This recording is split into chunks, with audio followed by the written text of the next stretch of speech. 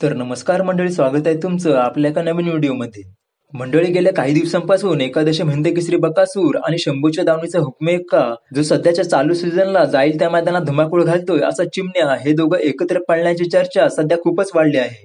आणि त्यातच चिमण्या बैलाचे मालक स्वतः अमित शेठ भांडळे वाघोली यांनी स्वतः स्पष्ट केले आहे की चिमण्या आणि बकासूर ही जोडी आपल्याला लवकरच येत्या 2 नामांकित मैदानापैकी कोणत्याही एका मैदानात 100% एकत्र पळताना दिसणार आहे.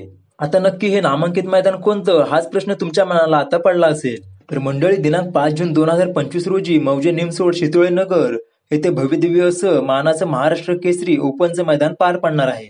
आणि याच मैदानामध्ये आपल्याला या महाराष्ट्राच्या मनातील लाडकी जोडी ती म्हणजेच चिमण्या आणि बकासूर एकत्र पळताना दिसणार आहेत. होय मंडळी, हा पायरा या मानाच्या मैदानासाठी 100% फिक्स झाला असून या गाडीला किती भयानक स्पीड लागेल याचा अंदाज आपल्या सर्वांना माहीतच आहे.